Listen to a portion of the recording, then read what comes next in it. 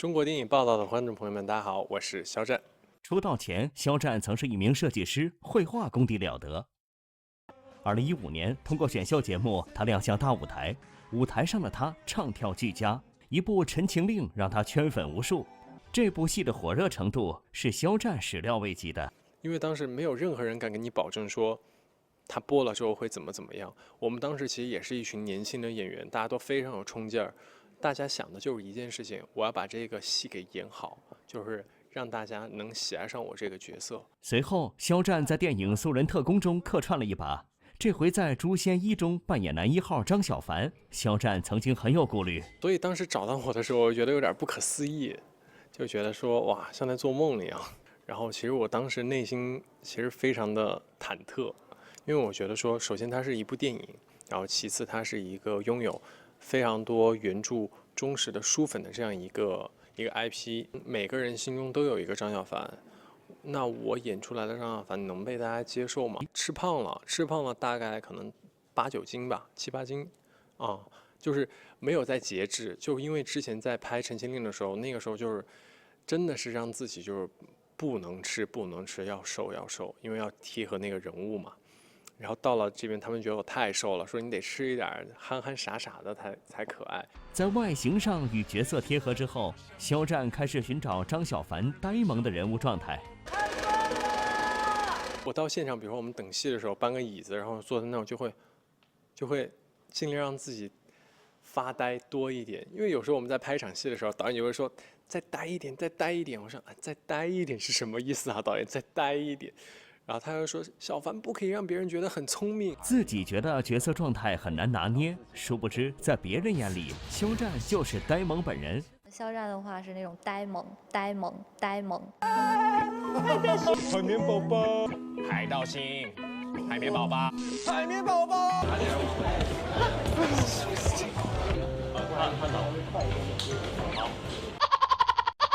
拍摄起来十分艰苦，肖战却乐在其中。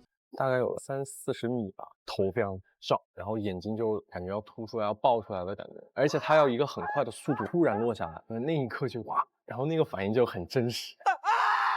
在北京的怀柔那边的深山里面拍的，真的非常冷，就是冷到我说词儿我说不出来，就是嘴被冻住了，就是短袖，然后还有草鞋、短裤，就破破烂烂的。其实我自己对于薇娅来说，我还蛮喜欢吊威亚的，因为我觉得人生很难有这种在空中翱翔的感觉，所以我觉得，好像拍戏给了我这种可能性，能让我在空中翱翔。但是我觉得我们也尽力了，然后希望大家可以看得到就行了。最开始进入到表演的时候，那个时候自己是一个极度不自信的一个状态，就是找不到自我，觉得说怎么在镜头前面去很自如的去表达，去塑造这个角色。那段时间其实痛苦了很久。演戏的路上的话，我觉得就踏踏实实吧，做好手上的事情，做好手上的工作就行了。千万不要好高骛远。我目前没有把自己框死在一个类型里面，就像演员这个职业一样，它本来就是充满无限可能的。所以我觉得我也是充满无限可能的。Hello， 电影频道的朋友们，大家好，我是肖战。网剧《玉骨遥》讲述了孤高清冷的空桑世子石颖和热情活泼的赤足郡主朱颜结下夙缘，相伴相守，守护家国的故事。其实是很久没有拍古装了，当时，所以一直在想说，下一部古装戏是以什么样的面貌跟角色跟大家见面？我觉得他是一个很复杂的这样的一个角色，他表面看似清冷孤寂，其实内心是非常隐忍、非常克制的这样的一个角色。因为我不知道怎么去把这个清冷的这个特质给展现出来，这个其实是一个很难的一个点。在跟导演探讨的时候，跟编剧探讨的时候，我也会去找那个原因是什么。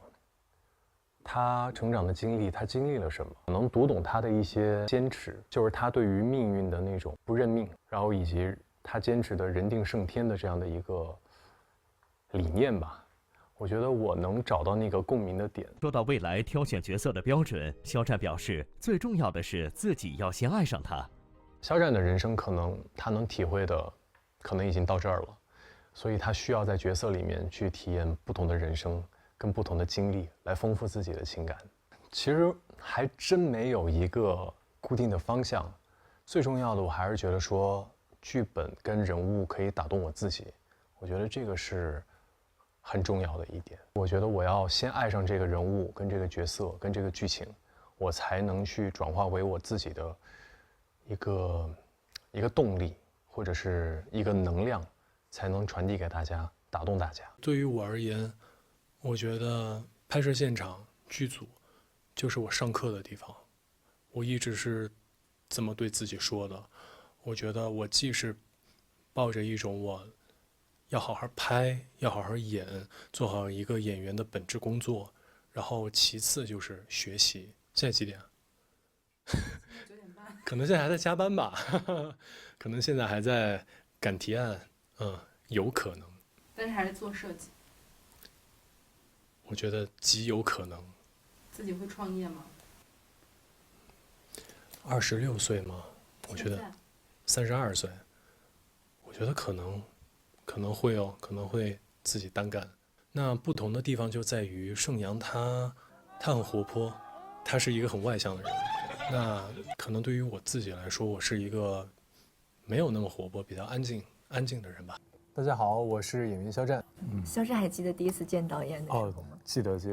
那个时候第一次见导演，导演问了很多问题。我对人物是有分很多层的，就是说他表面一层，里面一层，还有他不自觉的一层，还有他这个最原始的一层。所以其实我们住在里面去测试里面到底这个范围里面是什么样。哦，原来是测试，我也是今天才知道。就是导演会提很多问题，比如说就像刚刚导演提到的，看剧本的习惯，然后包括你在剧组里面拍戏的习惯，然后你如何理解人物，如何理解单场戏，如何去做一些自己的训练啊也好，还问了一些日常的一些习惯，比如爱好啊这些之类的。对。那比如说你看剧本的习惯会是什么？我看剧本的习惯就是看这个故事的结构跟发展，然后以及能不能打动我吧。对。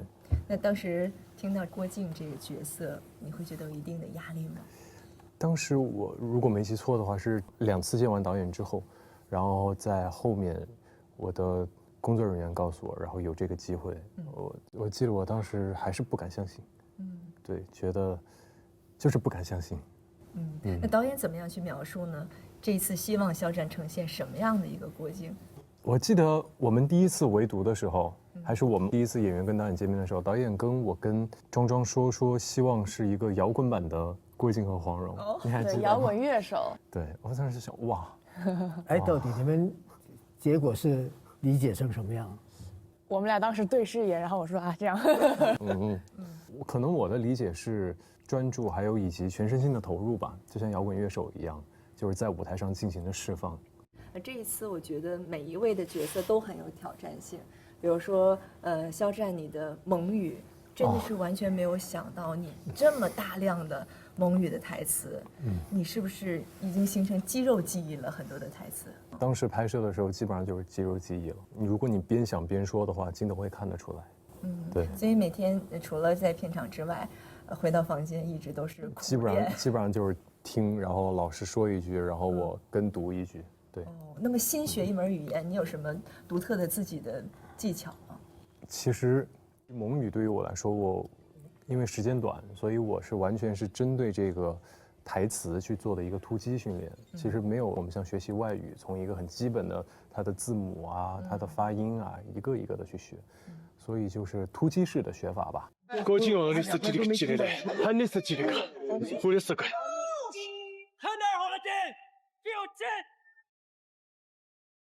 这一次肖战还有不少骑马的戏份，对不对？其实和动物拍戏是很难的。你是怎么样和这个小红马来建立感情的？我们3个人那个时候天天都骑马训练，然后每个人有自己专属的一匹马，然后天天跟他们相处，然后也是其实跟动物之间有一个磨合的过程，越来越顺畅。对。重场戏的时候，你会跟小红马说什么话吗？偷偷的。我跟他说的最多的就是乖。哦嘞，然后以及再坚持啊，再来一条就行了，再坚持一条。它很小，它是一匹可能年纪比较小的马，所以总要告诉他要乖，是吗要乖要乖，然后要摸摸它。除了这个马之外，还有很多的动作戏。肖战这一次也是做了很多的训练。哪些招式对于你来说练起来是最有难度的？我觉得最有难度的应该是威亚，因为威亚它特别考验你的平衡性，然后以及你的核心，然后以及你要在空中一个失重的状态下面找到一个发力点。我觉得这个对于我来说可能比较难。前期训练了2个多月，然后到拍摄的时候，偶尔还是会遇到一个瓶颈，对，但是就是在现场会磨合。有过觉得内心挺崩溃的时刻吗？不至于崩溃了，就是想要竭尽所能做好吧。那肖战这一次在郭靖身上，我相信也看到了很多他的一些品质，也对于这个人物有很多的思考。他的哪些品质是你特别想拥有的？我觉得是他的坚持不懈，以及他面对困难他绝不退让，绝不退缩，迎难而上。我觉得这个是我想在现实生活里面拥有的，然后以及我想去做的。那你觉得郭靖怎么样才能够真正的成为一位大侠呢？我觉得他已经在我们的电影、我们的影片里面做出了那个抉择。对，所以大家可以在电影里面去找寻一下答案。